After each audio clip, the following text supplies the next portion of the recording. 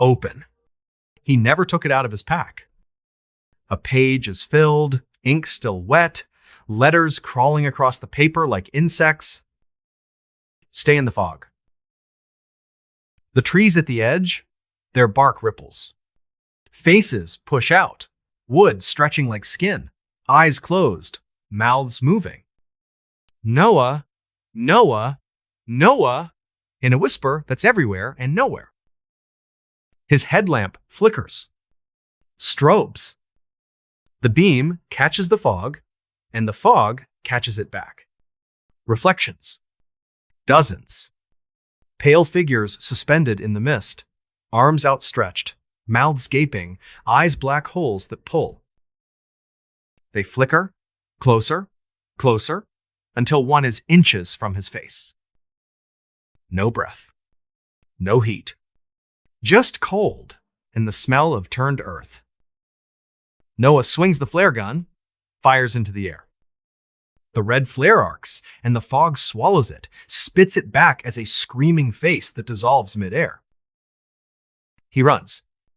Branches rake his jacket, roots snag his boots, the fog laughs, a sound like drowning in a well. He bursts out at 2:03 a.m. Trailhead. The fog stops dead at the tree line, like it's afraid of the open. He's soaked, shaking, covered in a dew that smells like iron. Clara's waiting with the truck, headlights cutting through the night like knives. "You're bleeding," she says. He looks down. His gloves? Shredded. But no cuts. Just black streaks under the skin, like roots. They hole up at the Pinecone Diner. Neon buzzing. Coffee that tastes like ash. Noah plays the body cam. The figure. The footprints. The notebook. The faces. The waitress drops a mug when the whispers play. "That's the breath," she mutters, crossing herself. Amos slides into the booth. Old Hunter. Face like bark. Hands that shake only when he talks about Blackthorn. 1,931, he says. Logging camp. 15 men. Elias Crow. Found stones in that clearing? Older than the hills? Carved with eyes that watched. He started cutting at night, alone, chanting. Said the fog was a mouth. That it needed feeding. One dawn, fog rolled in thicker than milk. When it lifted, nothing. Just their axes, arranged in a spiral, handles warm, blades etched with the same eyes. Search party found one page. Elias's journal. It sings when it's full, it's never full. Noah's in the Historical Society by 8 a.m. Dust and microfilm. 1,931 headlines. Loggers vanish forest claims 15. Photo of the spiral. Tools glowing like they're wet. 1,942 hikers letter. Fog knew my dead brother's voice. Followed me for miles. 1,976 police report. Camper's tent found inside out, sleeping bags stuffed with moss that moved. 2022 dash cam from a logging road, fog crossing the pavement, forming a hand that waves before dissolving. The forest escalates. October 20th. Noah and Clara go in at dusk. Shotguns. Flares. Iron filings in their pockets, old hunter's trick. They reach the clearing at 12:37 a.m. The fog rises, not drifts, rises like a wave. Red glow beneath, pulsing like a heart. Trees groan, bark splits, eyes open inside the wood, blinking. Clara's flare arcs. The fog catches it, molds it into a face, her face screaming her childhood dog's name. The ground erupts, misty hands claw up, gray, cold, wrapping around their boots. Noah fires the shotgun into the dirt. The blast reveals teeth, mossy, sharp, closing. They run. The trail loops, same trees, same clearing. 4 times. Clara's radio screams her dead father's voice. You were always weak. Noah's compass melts. Glass dripping, needle fused pointing back. They escape at 3:19 a.m. Clara's leg blistered, black veins spidering from where the fog touched. Noah's body cam, cracked, but still recording. Final frame, the clearing, now a spiral, and in the center, his flare gun, still smoking. Dr. Evelyn Marsh meets them in the library sub-basement. Maps older than the town, 1,898 survey. Blackthorn sits on 3 converging ley lines. Ancient burial site. Cult of the Veiled Breath. 1,690 seconds. Believed fog was a living archive, stored souls like books. Elias Crow? Great-great-grandson? His rituals weren't worship. They were cataloging. Every soul fed to the fog, added to its memory. It doesn't just take bodies. It takes you. Your first memory. Your worst fear. Your voice. October 24th. Noah's final patrol. Alone. 4 body cams. Drone overhead. UV floodlight. A vial of his own blood, Marsh's desperate plan. Give it a taste of you. Maybe it'll let the rest go. He hits the clearing at 1 a.m. exactly. The fog surges. Red. Thick. Alive. Trees peel open. Bark screaming, revealing a wall of faces. Mouths open, eyes black, singing in voices he knows. His mother. His first crush. The kid from Kandahar who didn't make it home. The drone feed shows the truth. The clearing isn't ground. It's a throat. Moss equals tongue. Fog equals breath. Figures rise, not from the mist, from the earth. Hundreds, eyeless, mouths splitting into more mouths, hands splitting into fingers of smoke. They don't walk. They flow. The chant isn't sound. It's memory. Every secret Noah ever buried, weaponized, pulling him in. He hurls the blood. The fog drinks, recoils, then laughs. A sound like 1,000 graves opening. UV, light blasts, figures, glitch, flicker, dissolve into static. Noah runs, cams rolling. Chest cam shows the fog chasing, forming his face, his scream, his childhood home burning. He collapses at the trailhead at 1:47 a.m. The fog stops, exactly at the tree line. But it whispers through his teeth, you left a piece. 2025. A hiker finds the drone, crashed, still recording. Final footage. Noah running, trees uprooting, walking on roots like legs, the clearing widening, a maw lined with eyes. Last frame. Noah's shadow, stretching back into the fog and staying. Blackthorn's trails are closed. Signs gone. Replaced with fresh carvings, it remembers you. Drones show the spiral, now 100 feet wide. 1,931 axes still there? Still warm? And at 1 a.m., if you stand at the edge, you'll hear it. Not wind. Not animals. Noah, calling your name in your own voice from inside the fog. So if you're ever in Eldridge and the fog creeps down the mountain, if your phone dies, your boots sink, and you smell copper and lilies, don't follow the whispers. Don't look for the clearing. Because Blackthorn isn't a forest. It's a library. And the fog? It's checking out. You. The Cries Beneath the Old Market Square. All right, folks, I've got a story for you today that's going to stick with you. It's one of those tales that starts off normal enough, but by the end, well, let's just say you might not look at a quiet town square the same way ever again. This happened in a little place called Havensport, Maryland, a sleepy coastal town where nothing much ever happens, except, apparently, this. And it all centers around something lurking beneath the cobblestones of Old Market Square. They call it the Cries Beneath. Now, Old Market Square looks harmless during the day. Colonial-era cobblestones, a cute little fountain in the middle, benches where old folks feed pigeons, shops ringing the plaza selling antiques and coffee. Tourists love it, kids play there, but come nightfall, especially after midnight, the vibe changes. The air gets thick, heavy, like it's pressing down on you. And locals? They don't walk through the square after dark. Not ever. They'll cross the street, take the long way around, anything to avoid it.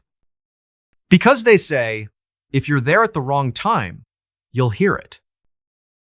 The crying. Our story starts with a guy named Ethan Walsh. 31 years old. High school history teacher. Total skeptic. Ethan grew up in Havensport, but he'd been away for college, came back to teach at the local high school. He was the kind of guy who laughed at ghost tours, rolled his eyes at local legends, thought it was all old wives' tales and overactive imaginations. But in the winter of 2024, he was working on a project for the town museum, something about Havensport's colonial history. And that's when he first heard the rumors. People were saying there were sounds coming from under the square. Not just creaks or wind in the pipes, but crying. Wailing, like people in pain. And not just any people. They said the voices knew your name. Ethan thought it was ridiculous. Probably just old plumbing, or rats, or the fountain's pump acting up. But the more he asked around, the weirder it got. One shop owner told him he'd heard a woman screaming his dead mother's name at 1 a.m. A jogger said her phone recorded a child's voice whispering, "Help me," from right under her feet. And the oldest residents, they wouldn't even talk about it, just crossed themselves and walked away. So Ethan, being Ethan, decided to prove everyone wrong. On December 10th, 2024, he waited until the town was asleep, 1 a.m. He brought audio recorders, a high-quality microphone, his phone, a flashlight, the works. Set everything up around the square, sat on a bench near the fountain, waited. At first, nothing. Just crickets, wind, the occasional car in the distance. Then, around 1:07 a.m., it started. A low sound, like a moan, but not from above, from below. Under the cobblestones? Ethan froze, looked down. The stones looked normal, but the sound? It was growing. Louder, more voices joining in. Men, women, children, all crying out in agony. And then, clear as day, one voice rose above the others. Ethan. He jolted upright, looked around. No one there. The square was empty, but his recorder, it caught it, crystal clear. Ethan, down here. His phone buzzed. He looked down and nearly dropped it. The camera app was open. Live feed of the fountain. But in the water, there was a figure. Tall, gaunt, no eyes, just black pits where eyes should be. Its mouth stretched impossibly wide, like it was screaming, but no sound came out. It was clawing at the cobblestones from below, like it was trying to dig its way up. Ethan stumbled back. The air turned freezing, his breath fogged, and the ground, it vibrated. Not like an earthquake, more like something pounding from underneath. Thump, thump, thump. He grabbed his notebook off the bench to write down what he was hearing, but when he opened it later, there were words he didn't write. In his handwriting, but he didn't write them. Come below, the streetlights started flickering. Shadows stretched across the cobblestones, and they weren't his shadows. They were faces, dozens of them, mouths open, screaming silently. And, in the fountain's reflection, Ethan didn't see himself. He saw a crowd, pale figures packed tight under the water, arms reaching up, fingers clawing at the surface, eyes hollow, mouths moving in perfect sync with the cries from below. He ran. Didn't stop until he was 3 blocks away, gasping in front of the 24-hour diner. Called his friend Sarah, librarian, fellow history nerd. Met her at the cafe, told her everything. She didn't laugh, didn't call him crazy. She just said, "You need to talk to Agnes." Agnes ran the antique shop on the square, 83 years old, been there her whole life. Ethan went to her the next day. She was closing up, didn't want to talk at first. But when he played the recording, her face went white. She told him about 1783. There was a cellar under the square, hidden, used for secret meetings during the Revolutionary War. But one group, they weren't patriots. They were something else. Led by a preacher named Gideon Holt, obsessed with the occult. They'd meet in that cellar at night, perform rituals, blood rituals. One night, the cellar collapsed. 20 people trapped inside, alive. They screamed for days, clawed at the stones above them, but the town, they didn't dig them out. Some say they were afraid of what Gideon had summoned. Others say they just didn't want to know. The screams eventually stopped. The cellar was sealed. The square paved over. But the cries, they never really went away. Agnes said, as a little girl, she saw something. Was playing near the fountain after dark. Her mom was late picking her up. Looked down and saw a hand, gray, skeletal, pushing up between the cobblestones. It grabbed her ankle, burned like ice, left a scar she still has. Ethan didn't sleep that night. Went to the town archives the next day, dug through everything he could find. Found a ledger from 1783, official record of the collapse. But the details, they didn't add up. The bodies weren't crushed. They were arranged. Hands reaching up, faces frozen in screams, eyes wide open, like they saw something coming for them. Then he found a groundskeeper's journal from 1904. The guy wrote about hearing screams at 1 a.m. sharp. Every night, said he saw shadows moving under the cobblestones, like something walking beneath the stones. One entry said, "It said my name. I'm quitting tomorrow." There was even a police report from 1973. A teenager went missing, last seen sitting on the fountain at midnight. His backpack was found the next day in the water, soaked, and carved into the leather dozens of tiny eyes. Ethan became obsessed. Went back to the square, night after night, with better equipment, infrared cameras, EMF detectors. Sarah came with him sometimes. And things escalated. One night, his recorder picked up a loop. Just 2 words, over and over, at 1 a.m. exactly. "Join us! Join us! Join us!" The cobblestones started oozing. A black, tar-like liquid seeping up between the cracks. It formed shapes, eyes, blinking, watching him. Then dissolving back into the stone. Sarah saw it first, a hand pushing up through a crack, not flesh, more like stone come alive. Gray, cracked, nails like broken glass. It reached for her shoe, scraped the leather, left a burn mark that smelled like rot. Ethan's flashlight started acting up.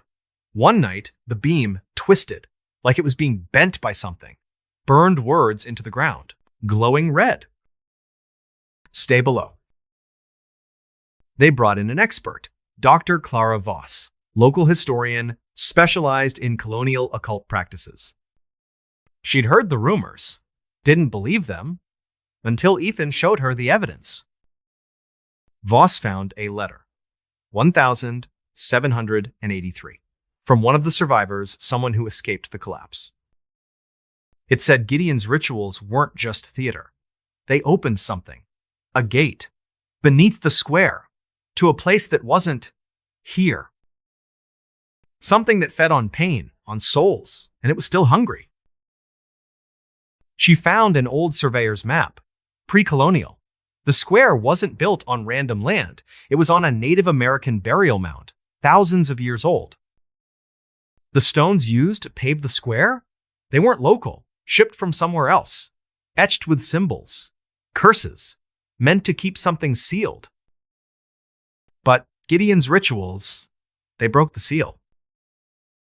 Voss warned Ethan, the cries aren't echoes, they're bait. But Ethan wouldn't stop.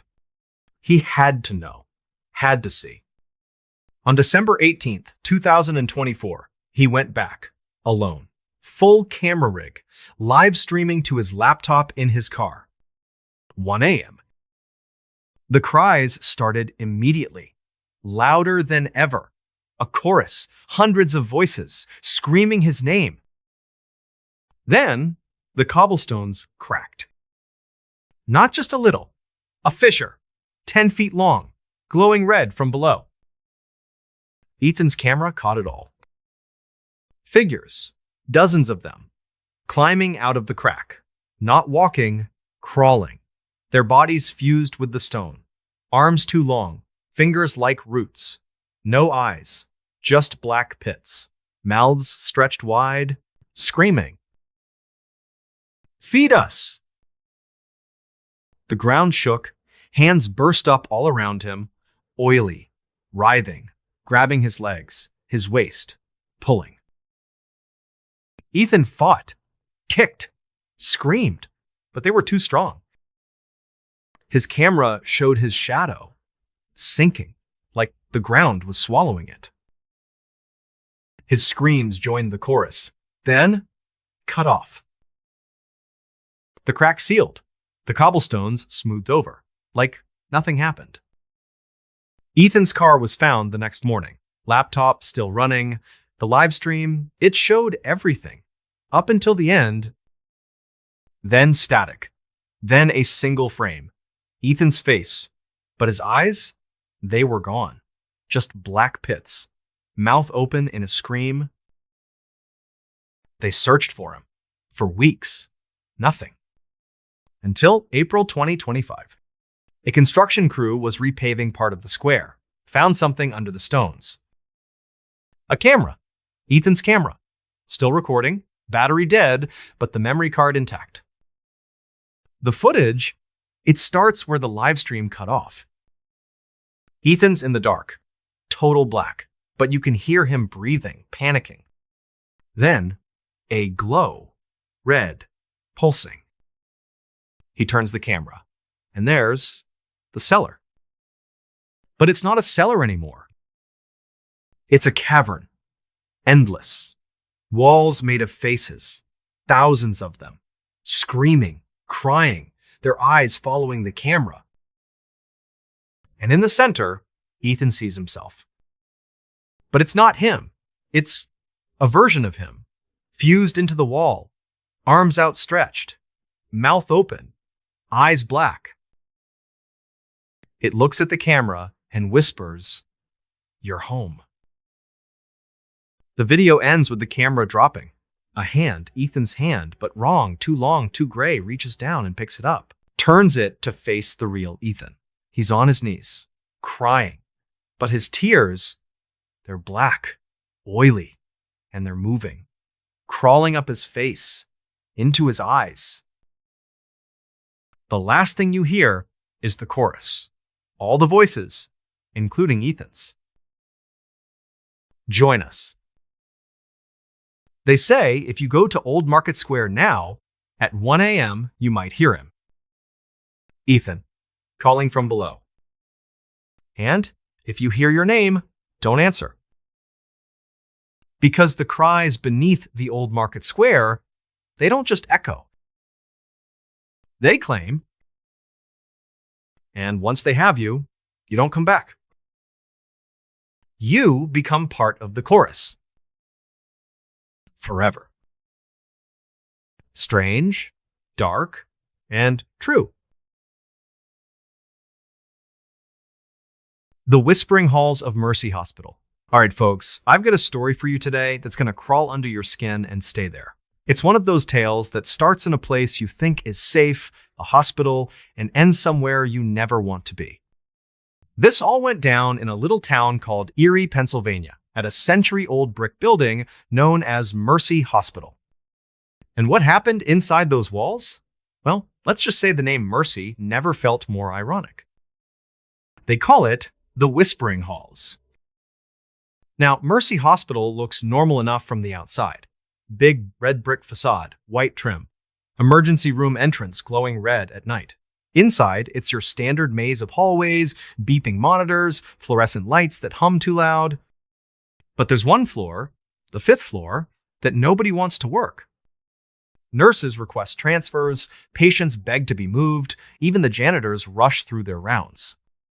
Because every night at exactly 3 a.m., the whispering starts.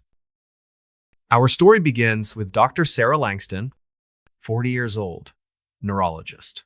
Just moved from Pittsburgh to take a job at Mercy. Sarah was sharp, no nonsense, the kind of doctor who could diagnose a stroke in 30 seconds and still have time to grab coffee. She'd heard the rumors on her first day, nurses whispering about the 3 a.m. voices, patients complaining about shadows in the corners of their rooms. Sarah rolled her eyes. Hospital folklore, sleep deprivation, overactive imaginations. She'd debunked ghost stories in med school. This was just another one. But Mercy, it had a weight to it. The air on the 5th floor felt thick, like walking through water. The elevators creaked like they hadn't been oiled since the Nixon administration. And the lights? They didn't just flicker. They pulsed, like they were breathing. October 12th, 2018. Sarah was pulling a rare overnight shift in the neurology ward, 5th floor. The hospital was quiet. Too quiet. Just the soft beep of heart monitors and the occasional cough from a patient. Sarah was at the nurse's station, updating charts on her tablet, 2:45 a.m. Then she heard it. A whisper. Not from a room, not from the hallway, from everywhere. Like someone was standing right behind her, but when she turned, nothing. She shook it off, kept typing. But the whisper came again, louder. Sarah! She froze, looked up. The hallway stretched out in both directions, empty. No nurses, no patients wandering. Just the flickering lights and the hum of the vending machine. She stood up, walked to the center of the corridor. And the whispers? They multiplied. Sarah, help us. Now, it wasn't one voice. It was dozens. Men, women, children, all overlapping, coming from the walls, the ceiling, the floor. Sarah checked every room. Patients asleep, doors locked, no one in the bathrooms. She called security on her radio. 5th floor, possible intruder. Need backup. Security guard Mike showed up 5 minutes later. Big guy, ex-cop. Looked like he'd seen it all. But when Sarah played back the audio on her phone, yeah, she'd recorded it, his face went pale. I've heard it before, he muttered. Always at 3 a.m. Always leads to the basement. Sarah laughed. Nervous laugh. The basement? Come on, Mike, it's just acoustics. Old building. But Mike wasn't laughing. He led her to the service elevator, the one staff used for laundry and supplies. The doors groaned open. Inside, the walls were scratched, deep gouges, like fingernails. They rode down. The elevator moved slow, too slow. The air got colder, thicker, smelled like wet stone and something metallic. When the doors opened, the basement was a labyrinth. Rows of old filing cabinets, broken gurneys, boxes of medical records coated in dust. Mike led her to a locked door at the far end. This is where it gets weird, he said. He had a master key. The lock clicked. The door creaked open. Inside, a room frozen in time.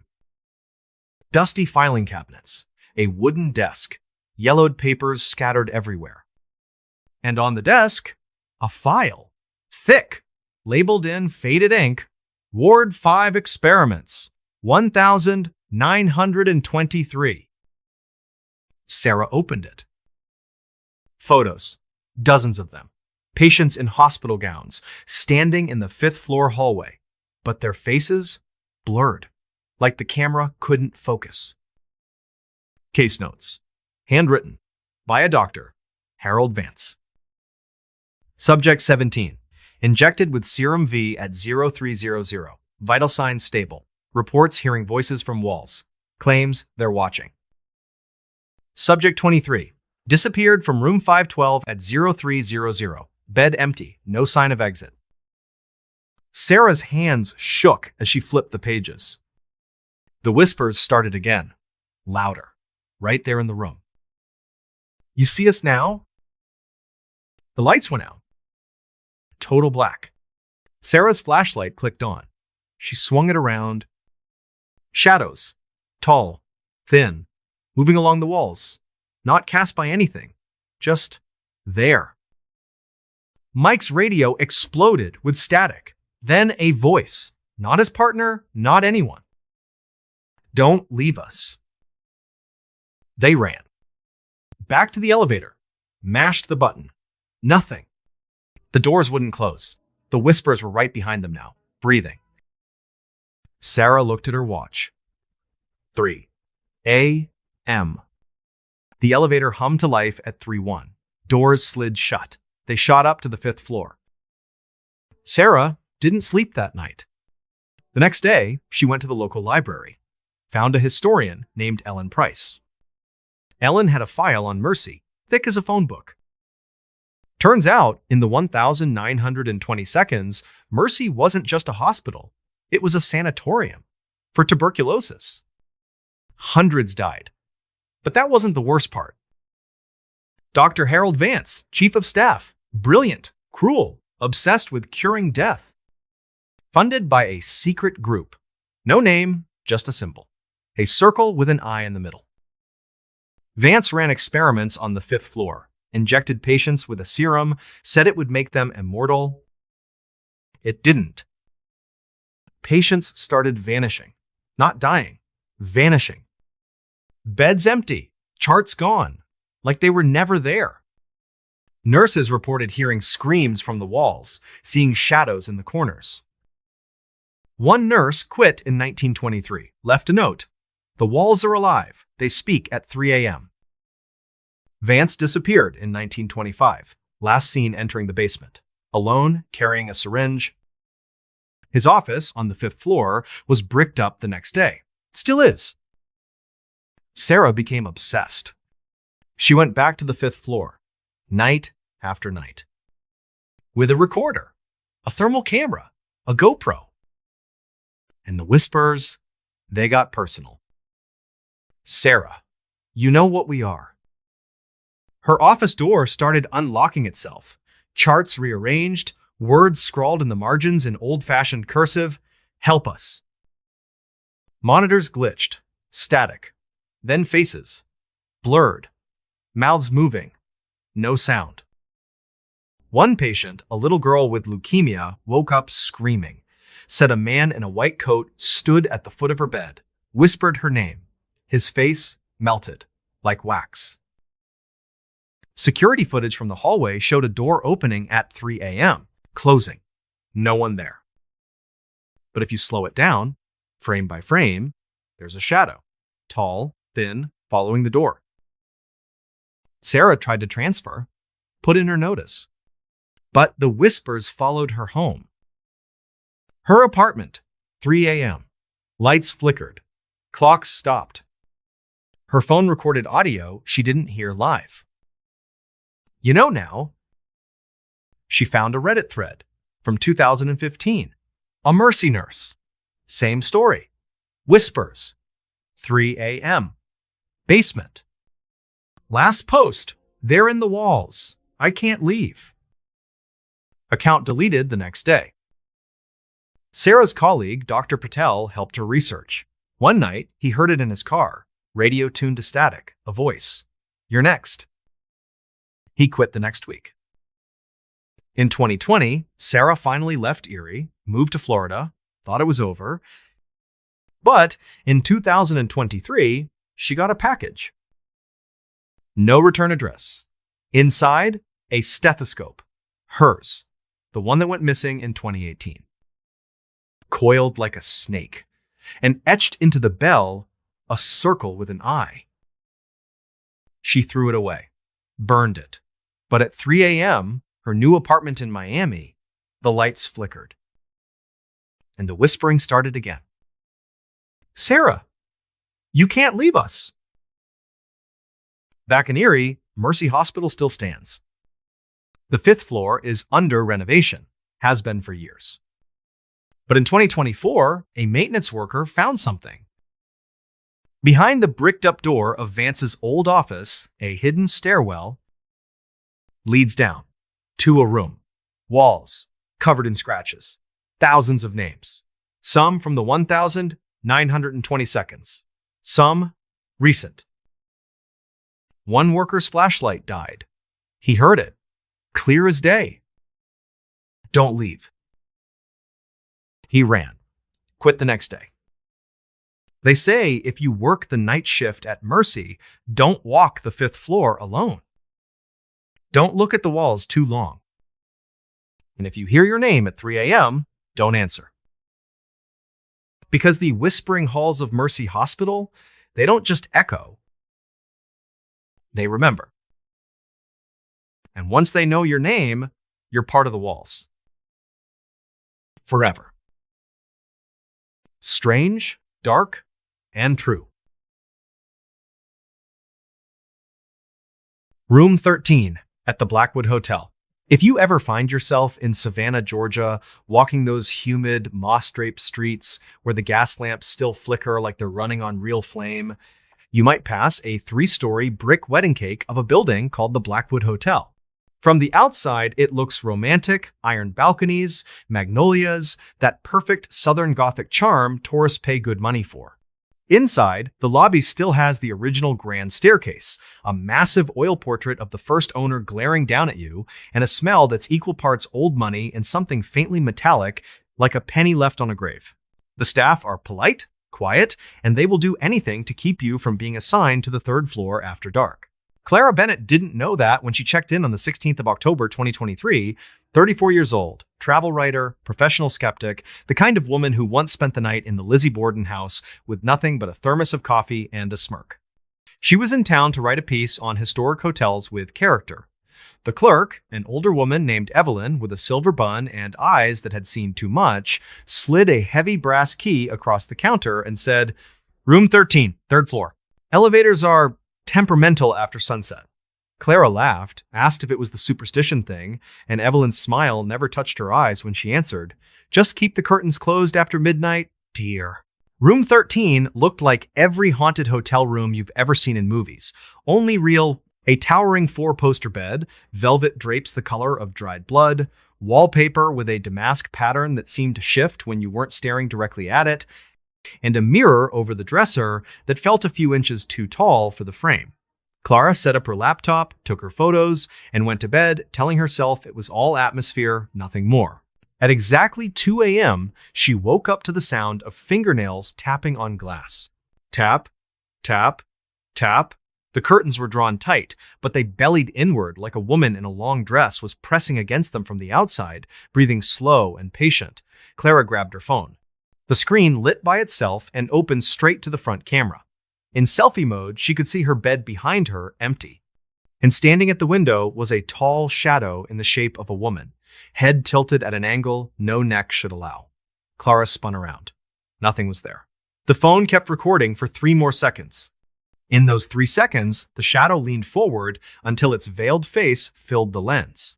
Then the feed cut to static. She threw on a robe and ran into the hallway. The corridor stretched farther than it had any right to. The sconces flickered in perfect sequence, like a heartbeat made of light. The brass numbers on the doors shimmered 12, 14, 15, no 13 at all for a moment. She blinked, and 13 was back, colder than the rest. Soft footsteps followed her, exactly in pace, the way a child mimics an adult without ever catching up. She did not look back. She took the stairs two at a time, burst into the lobby, and found the grandfather clock frozen at 2, the night clerk gone, and the front doors locked from the inside. It took 20 minutes of pounding before someone let her out onto the street, barefoot and shaking. The next morning, Evelyn poured coffee with trembling hands and finally talked. In 1927, a woman named Abigail Harper checked into room 13 and vanished from a room locked and bolted from the inside. All that was left was her diary open to a single line. The eyes in the window never blink. The room stayed sealed for 30 years. When they finally reopened it in the 1,960 seconds, the complaint started immediately tapping at 2 a.m. Curtains moving, though the windows were painted shut, mirrors fogging with burning handprints, guests waking up to find their reflection, smiling when they weren't.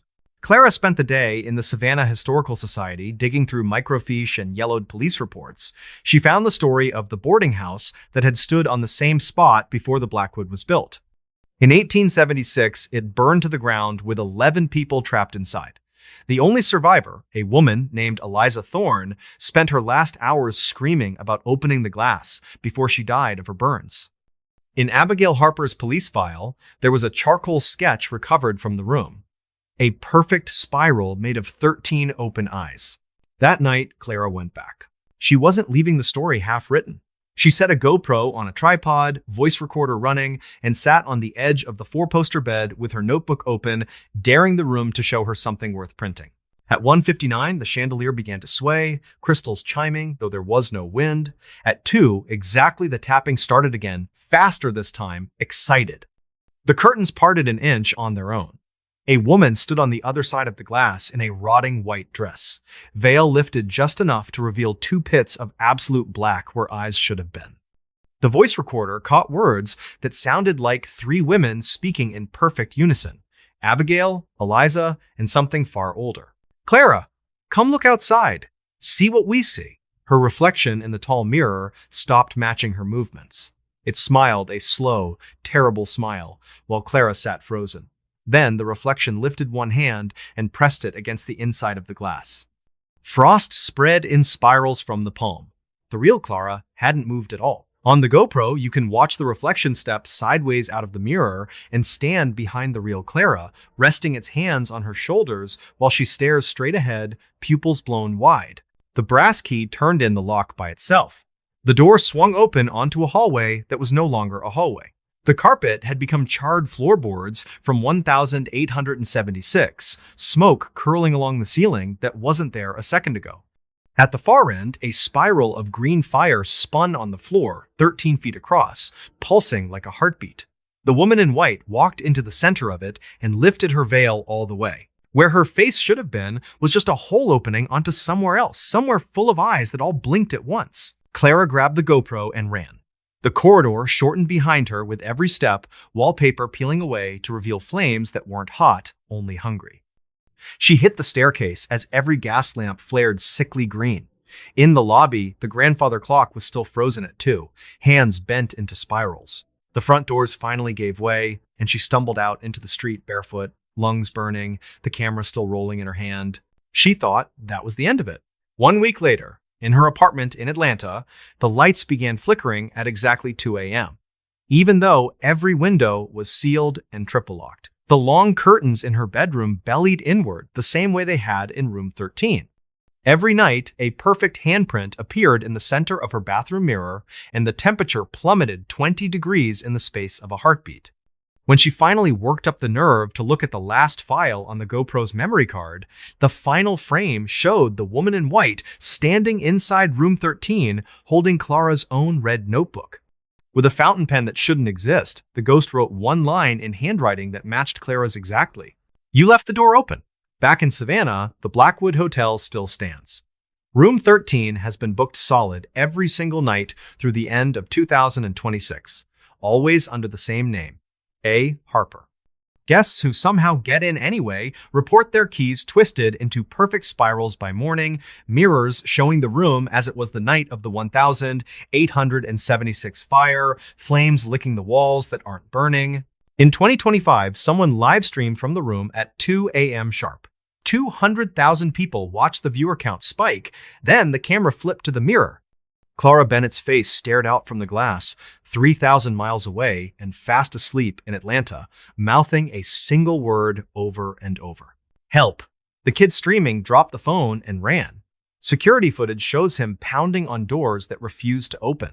When the night manager finally arrived with the master key, the room was empty. The phone, still recording, pointed at a mirror that now showed nothing at all.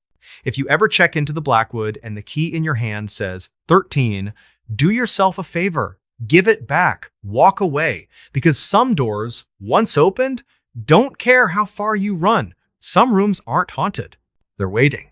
And room 13 at the Blackwood Hotel still has a vacancy, with your name on it. The elevator that never stops at Crescent Towers. If you ever have the misfortune of living in a high-rise in Chicago, pray the building doesn't have an Otis Model 13 elevator. Pray harder that the button marked 13 never glows red. Because once it does, the ride only goes one way, and it never, ever reaches the bottom. Crescent Towers stands 47 stories tall on the lakefront, a sleek glass needle that catches the sunrise like a blade. It was finished in 1977, right after one of the worst construction accidents in city history. 47 workers were buried alive when the foundation pour collapsed and the wet concrete swallowed them whole. The official report called it a tragedy. The men who poured the next load called it a tomb. They sealed the hole, built straight over it, and installed a single high-speed elevator that was supposed to serve every floor from lobby to penthouse. They never told anyone the shaft runs 47 feet deeper than the blueprints say. Jules Harper moved into apartment 13B in late August 2024. 31, night shift trauma nurse at Mercy General, the kind of woman who could start an IV in a crashing patient while cracking dark jokes to keep the interns from crying. She'd survived a real elevator plunge in med school. Cables snapped, 6 floors, lived to tell the tale. So when residents whispered that Crescent Towers didn't actually have a 13th floor, she laughed and said, "Good, I hate odd numbers anyway." She stopped laughing on the night of October 13, 11:47 p.m. She stepped into the elevator alone, scrubs still flecked with someone else's blood, pressed L for lobby, and leaned against the mirrored wall. The panel flickered like a dying fluorescent bulb. Every button went dark except one. 13 lit up, blood red, bright enough to paint the whole car crimson. The doors slid shut with a sound like a coffin lid. Then, the elevator dropped so fast, her stomach flipped inside out. The floor counter stuttered. 47, 46, 13, 13, 13. Sparks rained from the ceiling. The cables screamed. Her phone had no signal, but the mirror still worked just fine. Only the reflection wasn't empty anymore. Behind her stood dozens of people, shoulder to shoulder, pale faces pressed against the inside of the glass. Their eyes were nothing but wet black pits, and every mouth was moving at once, fogging the mirror with breath that spelled out names, dates, patient codes Jules had charted just hours earlier. The elevator lurched to a stop. The doors opened onto a hallway that shouldn't exist. Raw concrete, dripping rebar, emergency bulbs flickering the color of old bruises. Brass plates on the doors read 13A, 13B, 13C, all the way down a corridor that bent farther than the building was wide. The elevator doors closed behind her, and the car simply vanished, leaving smooth concrete where it had been. Apartment 13B, her apartment, stood open at the end of the hall. She ran to it because it was the only thing that looked familiar. Inside was her furniture, her dishes, her life, but everything had melted like candle wax. The couch sagged into the floor. The television oozed down the wall in black rivers. On the kitchen counter sat her cat, Luna, perfectly skinned, ribs gleaming, still purring in her dead mother's voice. A single post-it note clung to the refrigerator in Jules's own handwriting, though she had never written it. Welcome home. Press 13 to leave. She ran again. Every door she opened led to the same apartment, grown worse. Walls breathing in wet heaves, ceiling dripping thick red, her own body lying on the living room floor with its throat opened ear to ear, eyes still blinking up at her, mouthing, "Don't stop at 13!" The elevator was back, waiting exactly where it had disappeared. The button panel had only one choice, glowing. She slammed 13. The doors closed, the car fell. The counter couldn't decide. 13, 12, 13, 12. Hands began pushing through the mirror like it was made of water, gray fingers curling around her reflection's throat. Jules' reflection looked straight at her and spoke without moving its lips. Don't stop at 13.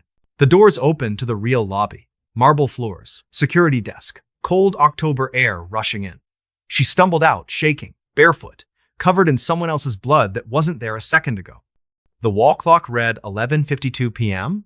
Security footage later showed Jules stepping into the elevator alone at 11:47 and the car never moving at all. 5 minutes of her just standing there, screaming at nothing. She tried to tell people. No one believed her until she took Victor Lang, a retired Otis engineer who'd worked the original installation, down to the sub-basement. The 1,977 blueprints he pulled from the city archives were wrong the moment you unfolded them. Floor 13 was drawn, then erased, then drawn again in different ink. The shaft plunged 47 feet past the foundation into raw earth that had never been excavated. Victor's hands shook so badly he dropped the roll. They poured the slab right over the bodies, he whispered. 47 men screaming under 12 feet of concrete. The elevator remembers. Every 47 days, it opens the floor that isn't there and calls new tenants to finish the roster. By October 16, Jules's keycard no longer worked. Apartment 13B was listed as vacant, freshly painted, ready for the next buyer. All her belongings were in a storage unit under someone else's name. The building manager swore she'd never lived there. On October 20, a new resident named Marcus Tate stepped into the elevator at 11:47 p.m. and pressed L. The 13 button bled red. In the mirror behind him stood Jules, eyes solid black, smiling like she'd been waiting weeks for company. Marcus never came out. On November 13, every single elevator in Crescent Towers stopped between floors at the exact same moment. 47 residents, all pressing L for lobby, all watched the 13 button ignite. 47 sets of doors opened onto raw concrete hallways that smelled of wet earth and old blood. 47 people stepped out, some crying, some too stunned to scream.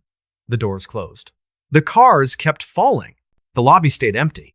Today, Crescent Towers is condemned, windows dark. A for sale sign swinging in the lake wind. The elevators have been sealed with steel plates and welded shut. But if you walk past on a stormy October night, especially around 11:47, you can still hear it. Cables humming a lullaby no one taught them, the soft ding of a car arriving at a floor that was never built. Sometimes the lobby call button for 13 glows red all by itself. Sometimes a woman's voice drifts up the empty shaft, calm and sweet and utterly patient. Press 13 to come home. The elevator that never stops at Crescent Towers is still falling. It's still looking for the 47 souls it lost in 1977. And every time that red button lights up, it gets a little closer to filling the list. So if you ever move into a high-rise and notice the elevator panel has a 13 that no one talks about, do yourself a favor. Take the stairs. Because some floors aren't missing. They're waiting. And once those doors close behind you, the only way out is down. Forever. The Phantom Carriage on the Midnight Train. All right, folks, if you ever find yourself on a train platform after midnight, especially one of those old forgotten stops where the fog rolls in thick and the schedule's more suggestion than fact, do yourself a favor. Check the carriage numbers. Twice. Because what I'm about to tell you isn't just a ghost story. It's a warning. This is the tale of the midnight run through Black Hollow, West Virginia, and Carriage 13. The one that isn't supposed to be there. The one that waits. And when it opens its doors, it doesn't care if you have a ticket. Like I always say, sometimes the truth is way weirder and way scarier than anything you could dream up. So hold on tight because the train's leaving the station. October 28th, 2024. Black Hollow, West Virginia. Population, 412. On a good day, the town clings to the side of a mountain like it's afraid to let go. All crooked streets, rusted rail crossings, and a train station that looks like it hasn't seen a fresh coat of paint since Eisenhower.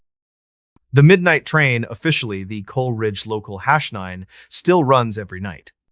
One engine, 8 carriages, hauling freight, and the occasional passenger brave or desperate enough to ride. It leaves at 11:58 p.m. sharp, cuts through the hollow, dives into the Black Hollow Tunnel, and doesn't stop again until dawn. Emma Carter steps onto the platform at 11:45. She's 32, sharp-eyed, city polish still clinging to her like perfume, even though she's been chasing stories in the sticks for 3 years now. Freelance journalist specializes in debunking the unexplainable. Her editor calls it ghost hunting with a fact check. Emma calls it a paycheck. Tonight, she's after a piece for Hidden Trails magazine, something about Appalachian folklore, specifically the legend of the phantom carriage. Locals swear that every few years, someone boards the midnight train and vanishes. Always after 1 a.m. Always near carriage 13. The conductor takes her ticket. His name's Silas. Been punching tickets since the 70 seconds, face like cracked leather, eyes that don't quite meet yours. Carriage 7, he grunts, clipping the paper with a hole punch that sounds like a gunshot in the quiet. Then he leans in, voice low. Whatever you do, don't go past carriage 8. Carriage 13, it ain't on the manifest. And it don't like visitors. Emma smirks, pockets her recorder, and boards carriage 7. The seats are cracked vinyl. The air smells of coal dust, wet wool, and something metallic, like blood left out too long. Only 3 other passengers. An old woman knitting, a teenager with headphones, and a man in a suit staring out the window like he's waiting for someone who'll never show. The train lurches at 11:58. Lights flicker, then steady. The wheels scream on the rails, and Black Hollow fades into the fog. Emma settles in, opens her notebook, starts jotting ambient details. Dim fluorescent bulbs, slight vibration in floor. Smell, ozone plus mildew. She hits record on her phone. The mic picks up the clack, clack, clack, the low hum of the engine, and something else. A whisper. So faint, she thinks it's wind. But the train's sealed. She plays it back. Emma? Her name? Clear as day. 12:47 a.m. The train dives into the Black Hollow Tunnel. 2 miles of pitch black stone carved in 1,892, no lights inside except what the train brings. The windows go dark, the air pressure drops, and the lights inside carriage 7 dim to a sickly yellow. Emma's phone buzzes. No signal, but the camera app opens on its own. Live feed. It's not showing carriage 7. It's showing carriage 13. The seats are full. Pale figures, unmoving, heads turned toward the lens. Their eyes, black pits, mouths open just enough to show teeth that aren't teeth. One stands, tall, cloaked in shadow that moves like smoke. It raises a hand, fingers too long, and points directly at her. The train lurches. A screech of metal on metal, like brakes, but the speed doesn't change. Cold air floods the carriage from nowhere. Emma's breath fogs. The door at the rear, connecting to carriage 8, creaks open an inch. A rusted sign swings into view. 13. She stands, heart hammering, and walks to the door. Peers through the grimy window. The connecting vestibule is dark, but at the far end, another door. Open. Red light spills out, pulsing like a heartbeat. Inside, the cloaked figure waits. Head tilted, beckoning. Emma backs away. The lights strobe. Once, twice. Her notebook flips open on the seat. A page she didn't write. Black ink, still wet, scrawled in handwriting that isn't hers. Stay in 13. The train's PA system crackles, dead for decades, and a voice speaks. Not one. Many. Children. Women. Old men.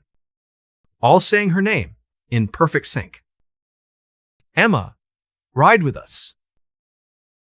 She runs forward, through carriage 7, past the sleeping passengers, into carriage 6. The lights here are steady, but the windows fogged. Handprints appear from the outside, pressing in, sliding down the glass like they're trying to get in. The old woman looks up, finally, and her eyes, they're black. Not shadowed. Empty. She smiles, and her teeth are too sharp.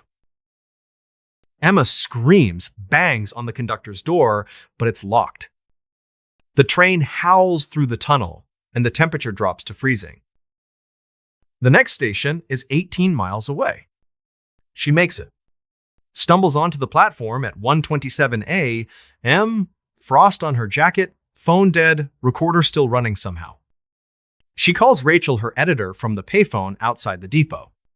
Rachel drives 3 hours to get her. They hole up in the Black Hollow Diner, the one with the neon eat sign missing the A. Emma plays the recording.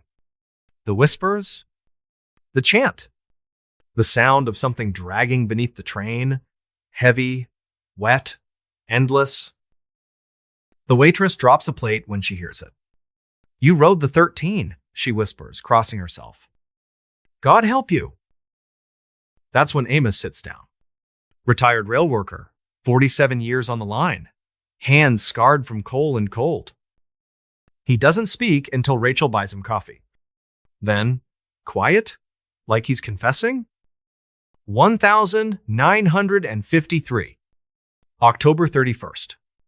Midnight run. Carriage 13 was private, chartered by Elias Vane and his followers. Called themselves the Veil Walkers. Said the tunnel was a gate. That blood and iron could open it. They boarded with trunks, candles, books bound in skin. Conductor tried to stop them. Vane just smiled, said, "We're not leaving. We're arriving." Amos leans closer. Train never made it out of the tunnel. Derailment, they said. But the engine, fine. Carriages 1 through 12, dented, but intact. Carriage 13, gone. Vanished. No wreckage. No bodies.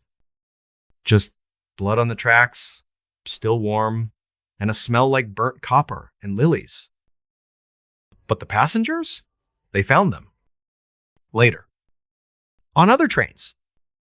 Sitting quietly, eyes black, smiling. And every year, on the anniversary, someone new disappears. Always after 1 a.m. Always near carriage 13. Emma can't let it go. She's back in the town archives by noon. 1,953 newspapers, yellowed, crumbling.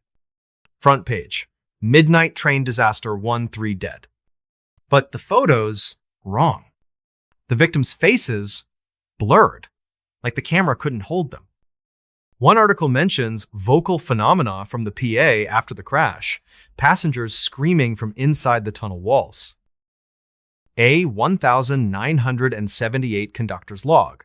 Carriage 13 appeared at 13A, M doors open, empty seats. Invited passenger aboard, he did not return. A 1,999 police report. A hiker found a train ticket in the tunnel, dated 1953, still warm, with fresh blood on the stub. A 2021 TikTok, now deleted, a teenager filming from Carriage 7, panning back, and there it is. Carriage 13. Red light. Figures waving. She rides again. November 1st. This time with Rachel. Body cams. EMF meters. A crucifix from her Catholic grandmother.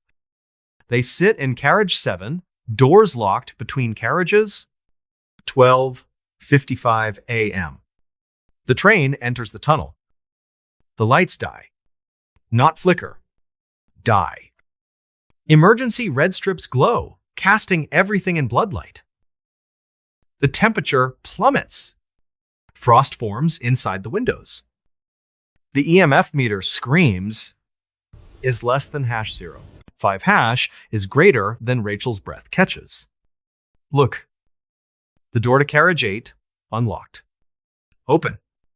Beyond it, carriage 9, 10, 11, 12, and then 13. The red glow pulses faster, faster, like a heartbeat racing. Rachel grabs Emma's arm. We're leaving. But the train brakes. Hard. Metal screams. They're thrown forward.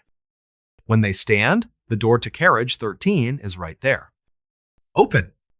Inside, the seats are full. The figures turn, slowly, in unison.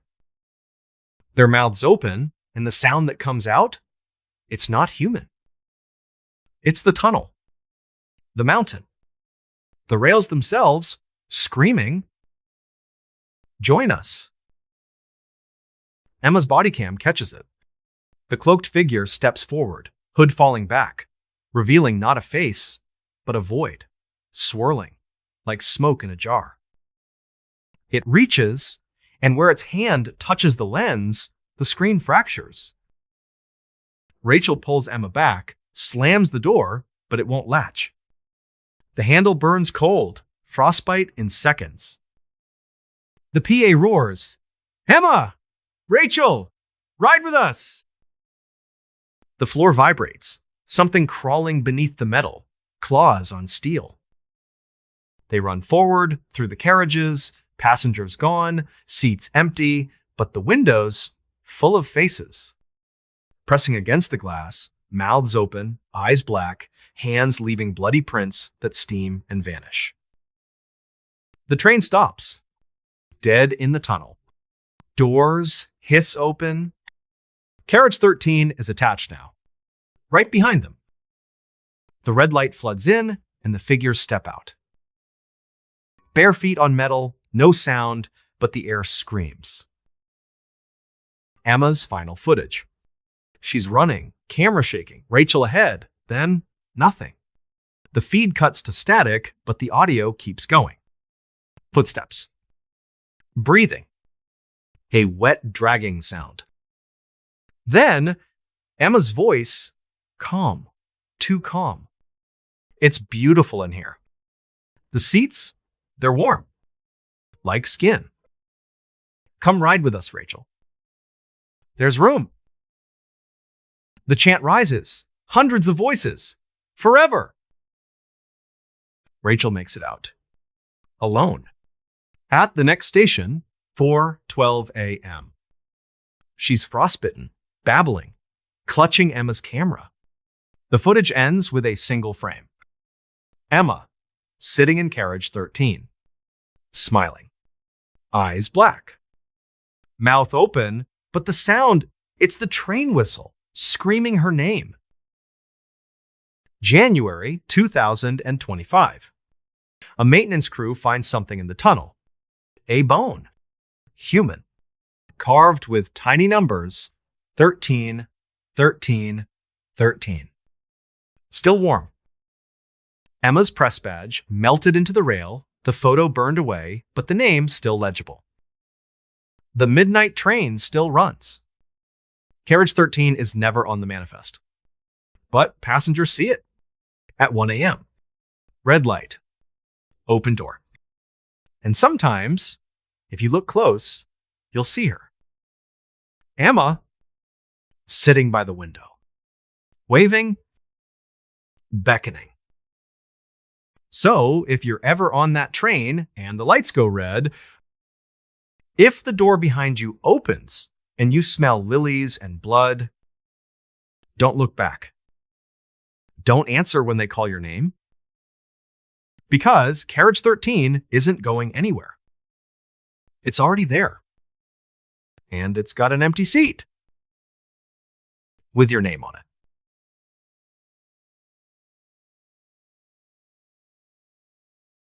The fog that never leaves Blackthorn Forest. All right, folks, if you're the kind of person who thinks a solo hike through the woods at midnight is a great way to clear your head, especially when the fog is so thick you can't see your own hand, you might want to reconsider. Because what I'm about to tell you isn't about getting turned around on a trail. It's about the trail finding you. This is the story of Blackthorn Forest in Eldridge, Vermont, and the fog that doesn't just roll in. It waits. It watches. And when it decides you're staying, there's no amount of screaming that'll bring you back. Like I always say, sometimes the truth is way weirder and way scarier than anything you could dream up. So, zip up your jacket because we're stepping off the path. Fall 2024. Eldridge, Vermont. A town so small, the welcome sign is hand-painted and half the letters have peeled off. Main Street ends at a gravel lot, and beyond that, blackthorn forest. 800 acres of old-growth nightmare. Trees that lean like they're listening, roots that look like fingers clawing out of the dirt, and a fog that hangs year-round. Locals call it the breath. Say it smells like wet pennies and funeral flowers. And lately, it's been hungry. Noah Bennett's the ranger they send when things go sideways. 34. Built like he could bench press a moose. 8 years on the job, seen bears, blizzards, and one guy who tried to outrun a porcupine. He doesn't do ghost stories. Doesn't do cursed woods. But 3 missing hikers in 14 days? That's a pattern. No bodies. No blood. Just packs dropped mid-trail, boots still laced like the forest hit pause. October 17th. Midnight patrol. Noah's loaded. Body cam, GPS, 2-way, headlamp with fresh batteries, flare gun, and a thermos of coffee strong enough to wake the dead. He signs the log at the trailhead. Bennett N. Solo Recon. ETA return 0400. The fog's already there, waiting at the tree line like a living thing. It doesn't drift. It pours slow, deliberate, swallowing the sign behind him. 11 steps in, sound dies. No owls. No wind. Just his breathing and the fog, inhaling. His headlamp cuts a tunnel maybe 8 feet long, then the light just stops, like it hits a wall. GPS beeps. Signal lost. Compass spinning like it's drunk. Radio crackles. Dispatch. This is Bennett. Do you copy? Static. Then a voice. Not dispatch. Dry. Close. Noah. It knows his name. He checks the body cam. Red light steady. He pans forward and the feed glitches. For a split second, the trail ahead is clear. Moonlight. No fog. And standing 50 yards down, a figure. Tall. No face. Just swirling mist where eyes should be. It lifts one arm, slow, like it's underwater, and beckons. Noah blinks. Looks with his own eyes. Nothing. Just fog. But the camera, it's still recording, and the figure takes one step closer. The ground thumps. Once, like a heartbeat under the soil. Noah kneels, presses his glove to the dirt, and it's warm. Pulsing. Footprints appear beside his hand, bare, elongated, leading off trail. Fresh. Wet. Not his. He follows. Because that's what rangers do. The fog tightens, coiling around his ankles, his knees, like it's guiding him. 12:41 a.m. He stumbles into the clearing. Perfect circle. No trees. Just moss and his notebook. Open. He never took it out of his pack. A page is filled, ink still wet, letters crawling across the paper like insects. Stay in the fog. The trees at the edge, their bark ripples. Faces push out, wood stretching like skin, eyes closed, mouths moving. Noah, Noah, Noah, in a whisper that's everywhere and nowhere. His headlamp flickers, strobes. The beam catches the fog, and the fog catches it back. Reflections. Dozens. Pale figures suspended in the mist, arms outstretched, mouths gaping, eyes black holes that pull. They flicker, closer, closer, until one is inches from his face. No breath. No heat. Just cold and the smell of turned earth. Noah swings the flare gun, fires into the air. The red flare arcs, and the fog swallows it, spits it back as a screaming face that dissolves midair. He runs. Branches rake his jacket, roots snag his boots, the fog laughs, a sound like drowning in a well. He bursts out at 2:03 a.m. Trailhead. The fog stops dead at the tree line, like it's afraid of the open. He's soaked, shaking, covered in a dew that smells like iron. Clara's waiting with the truck, headlights cutting through the night like knives. "You're bleeding," she says. He looks down. His gloves? Shredded. But no cuts. Just black streaks under the skin, like roots. They hole up at the Pinecone Diner. Neon buzzing. Coffee that tastes like ash. Noah plays the body cam. The figure. The footprints. The notebook. The faces. The waitress drops a mug when the whispers play. "That's the breath," she mutters, crossing herself.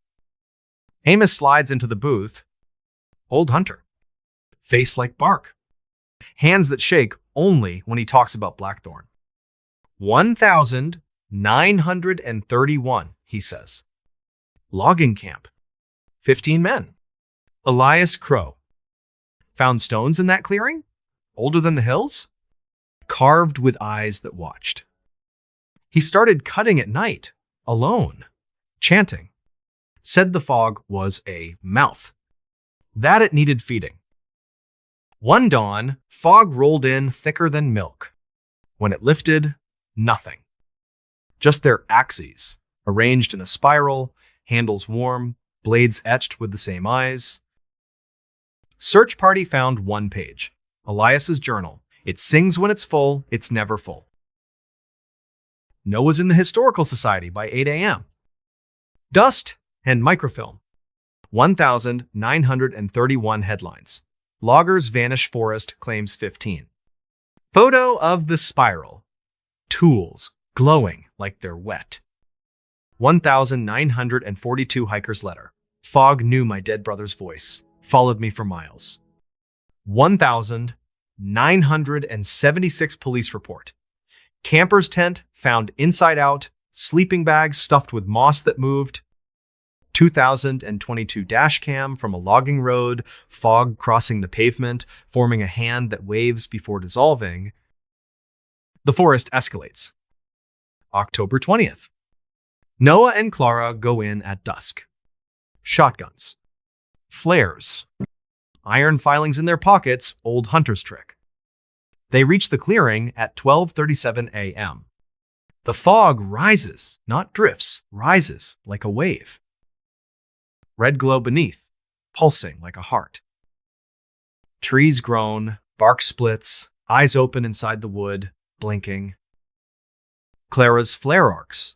The fog catches it, molds it into a face, her face screaming her childhood dog's name.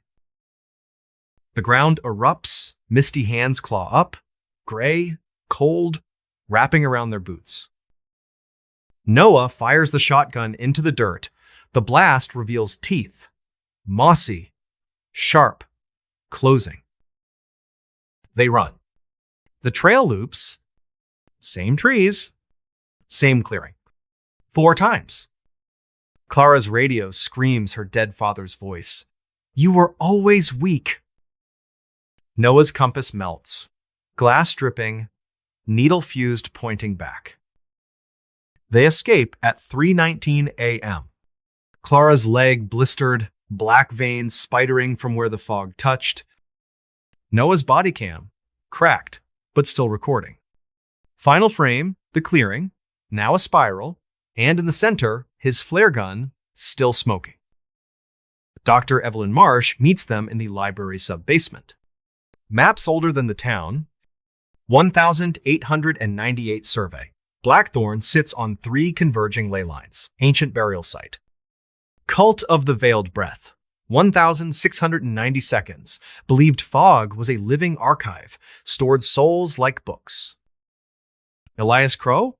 Great-great-grandson? His rituals weren't worship. They were cataloging.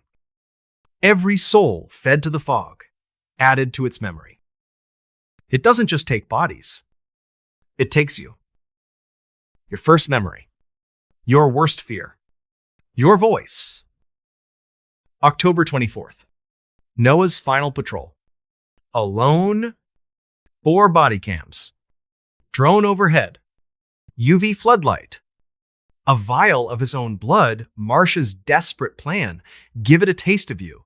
Maybe it'll let the rest go. He hits the clearing at 1 a.m. exactly.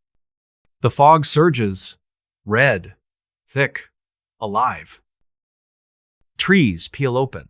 Bark screaming, revealing a wall of faces. Mouths open, eyes black, singing in voices he knows. His mother. His first crush. The kid from Kandahar who didn't make it home. The drone feed shows the truth. The clearing isn't ground. It's a throat. Moss equals tongue. Fog equals breath. Figures rise, not from the mist, from the earth. Hundreds, eyeless, mouths splitting into more mouths, hands splitting into fingers of smoke.